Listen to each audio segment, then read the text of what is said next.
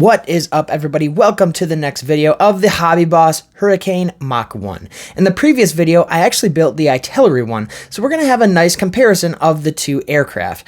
Now, you can definitely check out that video and look at that build, as that was an awesome build as well. It's in one of our favorite markings that I actually just got to see in Oshkosh with the Reaper on the side of it, which is super awesome. But now we're going to go ahead and look at this variant of the Hawker Hurricane. Out of the three that I did, between Artillery, Airfix, and Hobby Boss was the most detailed, as it features a lot of awesome things like this photo etched and really good detail on the interior and exterior of the bird. Now, this was, of the three, the best for sure. But the other two had great qualities and features as well, and they shouldn't be discounted as bad kits. They're both really good kits. This was just my favorite, as the detail was superb on this, and they should be rewarded with knowing that they have the best detail. It comes with photo etch for the actual aircraft in this, and also I bought some extra stuff for it, you know, just the regular extra stuff that you get for special builds for the interior. So I did buy some interior decals to spruce up the inside of the cockpit. The photo etch that actually came with the kit was really nice and very, very easy to bend. Also, it had pre-bent pieces all over it, so you could easily install these seat belts very, very nicely into whatever kind of position that you actually wanted to put them into. Also, it was a range of multi-piece seat belts. So you had 6 pieces for the seat belts, 1 big piece, and then 4 little pieces to attach together, including these little straps that go on the outside of the actual seat belts themselves. Also, all of the other pieces are highly detailed, and the plastic is molded superbly. I used Tamiya cement to glue everything together, and that just ensures that all the pieces fit nicely. There are nice locator pins on the whole aircraft of this set. I could practically build this set and it be pieced together without any glue, but you always got to be sure. As you can see, that the interior looks super nice. One thing that they did forget is the crossbar for the actual details for the interior 3D decal set to glue to, so you have to just custom set a actual little bar and place it in there. Super easy though. Next, I can do some primer and some final coat with interior Tamiya green. This is the 3D decal, and it is super, super nice. It looks like the real thing. All you have to do now is just set this into place after you've sanded your cockpit down, or your instrument panel down, and it glues right into place, and basically you can barely even see it when it's inside the aircraft, but it is still a nice detail to have and to kind of dink around with.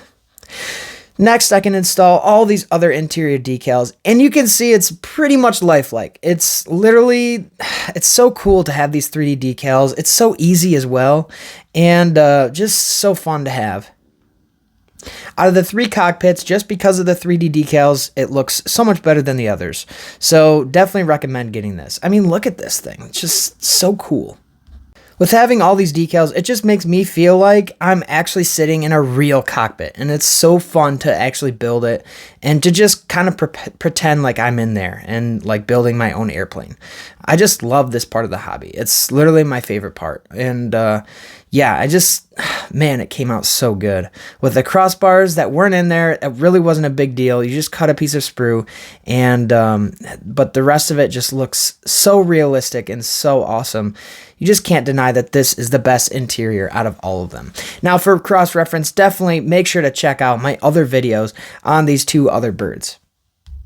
Next, we're going to be assembling the aircraft and then painting. So for the assembly, it was crazy how well these parts fit together. Like I said, all of the parts on this aircraft literally fit together so well, glue was barely even needed. The locator pins held everything very, very snugly, and literally was like a Lego set almost. Now, obviously, you need to do some gluing around, the fuselage halves, but the fuselage halves even fit together super well. It was honestly Tamiya-esque.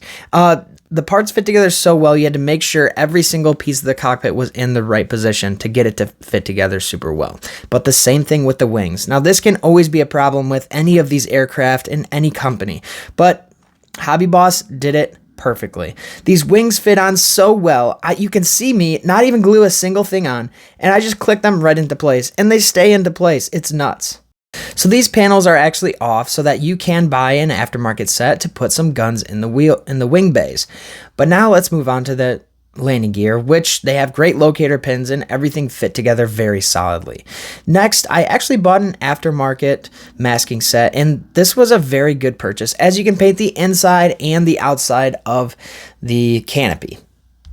I thought this was actually going to be a bigger pain than it was, but actually just with a couple tweezers and some patience, shaky hands, yeah, it ended up working out fine and much easier than I thought. The whole thing took about 30 minutes to complete. So that's not too bad for canopy masking, to be honest, because I've spent hours on it before.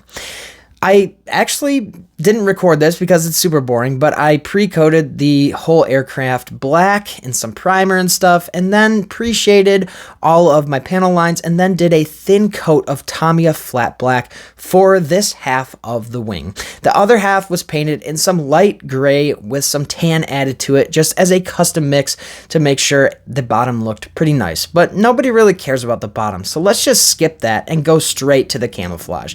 The next camouflage is actually painted with Ocean Gray by Vallejo. It's just a set that I bought for Spitfires and RAF colors. But the other second color that I'm using is Tamiya Dark Green, just like on my last Hurricane. I added a tiny bit of white to it just to give it some contrast between the two aircraft. But I'm just pre-painting all of this camo, and then I can do some post shading afterwards. After all this camo is done and painted and kind of dealt with the tedious step, I can move on with my life and kind of move on to some more fun projects. I love doing this airbrushing. It's actually very relaxing and fun for me, but sometimes it's kind of stressful because you just don't want to mess up. But if you don't do any custom color matching, then it turns out to be much better, because you can go back and fix anything with your colors afterwards. And that's what, eventually we all have to do sometimes with airbrushing and just overspray and all this other stuff. So yeah, this is a very quick build. Next, I'm doing some yellow. Now, if anyone knows how to paint yellow, it is the most treacherous thing to paint.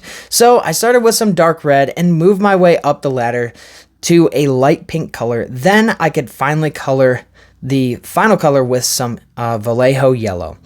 Now, after doing 10 or 15 coats, I don't know how much, it came out with a nice and rich yellow, kind of orangey yellow color for the stripe on the rear panel, and also this front panel that's taped off here. Came out with a nice rich color. Every time, the darker pink you have, the darker the yellow will come out, so the more orange it will be. But again, it is a full yellow color. There's no colorations or anything. The pink works every time. Next, we can move on to the final assembly. Now, I do have a warning with the decals. The decals were very, very difficult to work with. They were very thin. As soon as they went onto the model, they literally, looked like it was painted. There wasn't even any decal solution needed. So they were so thin though and very brittle that it was very hard to install. But with that being said, the point is to have nice decals. So just use some cooler water and it should be fine. Next, we can finally install the rest of the landing gear, and these landing gear are also rubber wheels. Let's just have you mind that. After that, the model was actually complete. I didn't do any weathering to these models as I wanted a nice reference to kind of the beauty of these three kits. They're very nice kits, and I think that having them nice and clean represents that pretty well. Also, I'm not a big weathering guy. I kind of like these clean aircraft, but a little bit of weathering goes a long ways. So eventually maybe I'll weather them. But again, thank you guys for watching this short video on this aircraft, and definitely make sure to check out the other two Hurricanes to find out which one you might want to buy and build yourselves. I definitely recommend this one, as this one has the most detail. And that's kind of what it comes down to when you're scale modeling, is the best detail. But the other two come with great options. The artillery one came with a great interior engine, and the Airfix one came with a nice wing and gun bay. So there's that. Thank you guys so much again for watching, and let's get back to building. Okay.